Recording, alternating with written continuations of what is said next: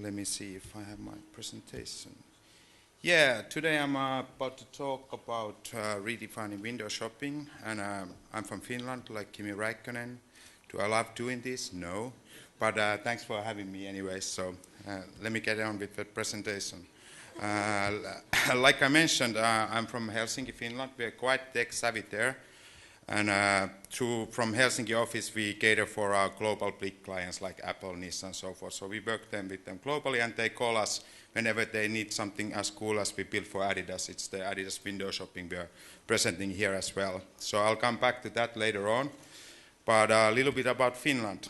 It's a really tough market for any retailer to survive. With 5 million people, if you get 10% market share, it's nothing. So what you it's like 500,000 people, so you can't be an operator with that. So you have to be very good in getting market share and so forth. So we really the best tactics. The other thing is that if you look at a very busy shopping street this is actually from Helsinki, so you really have to be engaging with your systems and things. And even furthermore, this is a picture from a busy bus stop in Finland, and can you see how conveniently spaced they are? So that's they're looking for the private space there, yeah. So try to engage them on, hey, can I show you this product? What happens in Finland?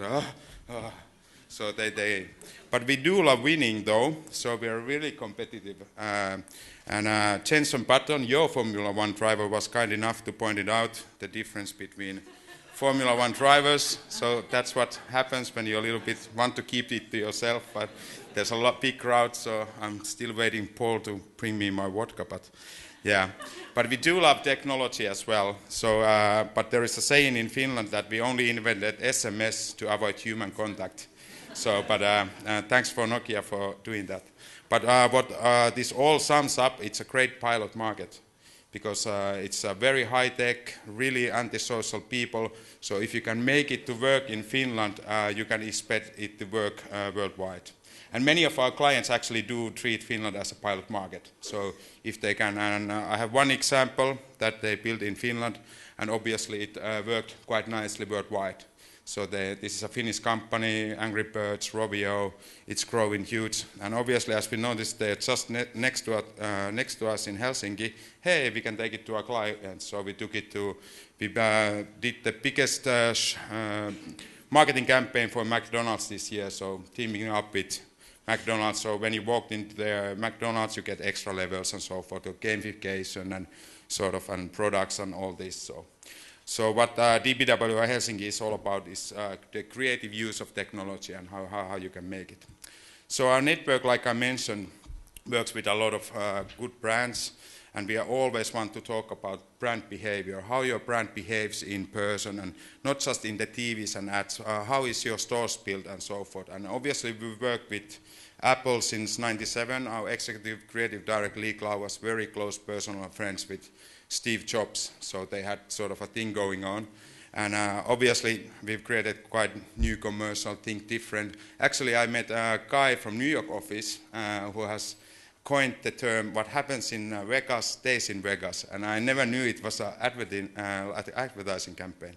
But anyways, coming back to Apple, so Lee Clow, the executive creator, was asked what was the best and most successful ad he ever created for Apple. That's the guy, and he, according to Wikipedia, he directed the 1984 Apple commercial back in the days, and according to Wikipedia, that's the best ad in the world. But his answer was Apple Store. That's the greatest piece of work he's been involved.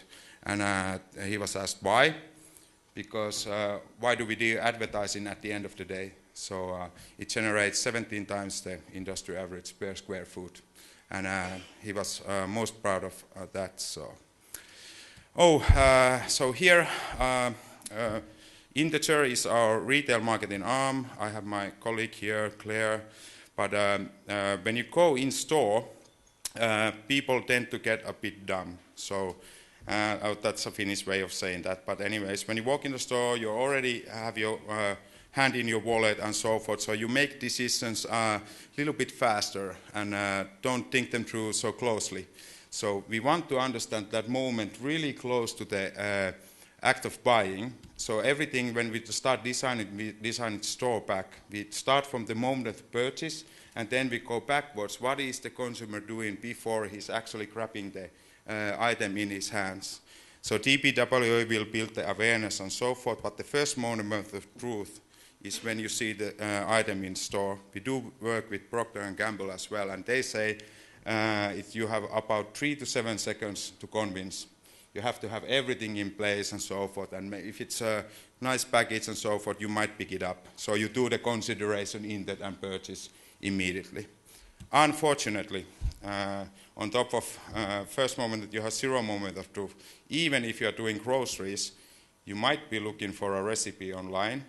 You might be checking out the restaurant menu online, checking out the post. So people are all the time looking for alternatives while they are shopping. So how we see the world, do the retail well, but make sure you have everything in place, pre-tail and post-tail. So if you buy something, make sure that they share the experience and so forth, and they boost the pre-tail part of it and so forth.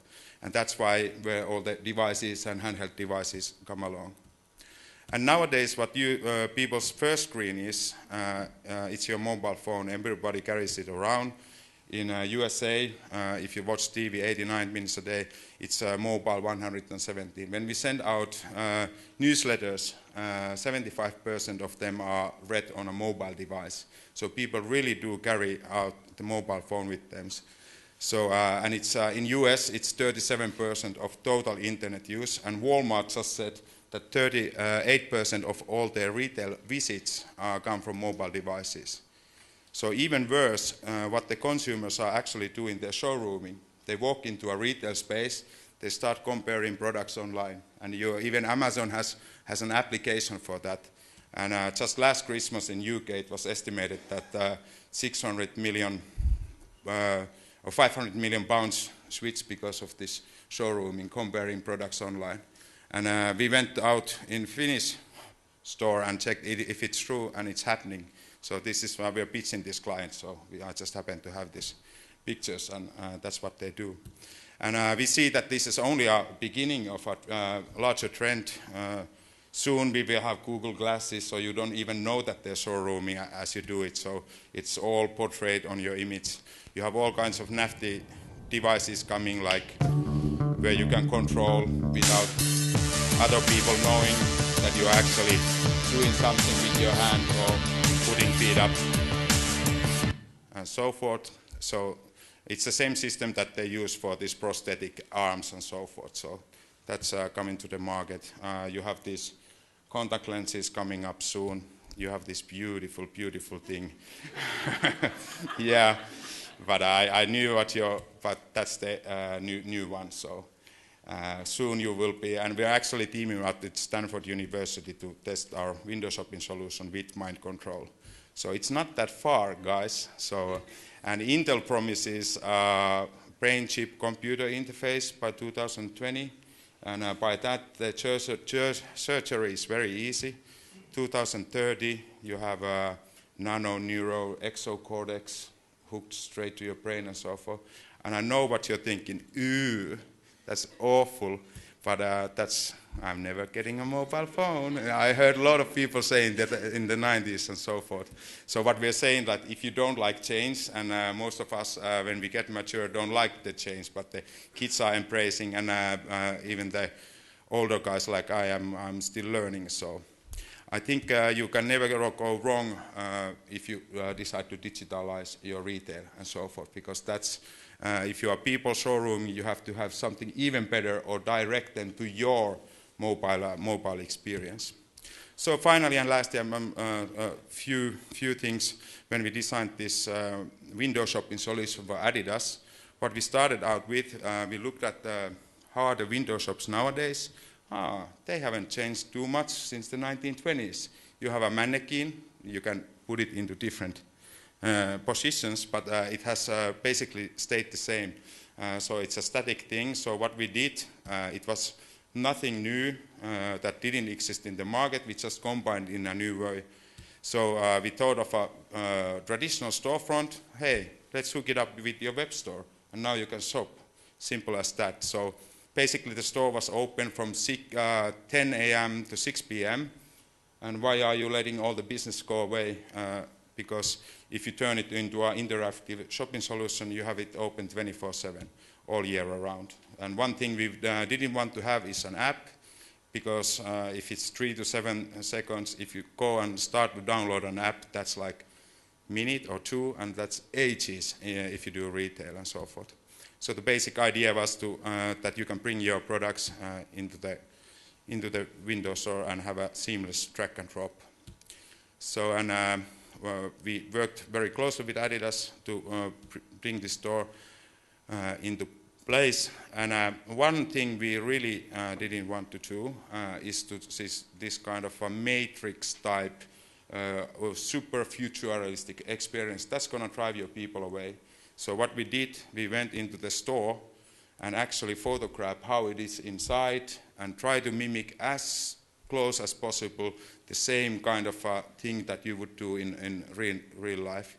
And then we designed everything in 3D to match sort of the interior, so it wouldn't feel awkward or weird to you in the city center.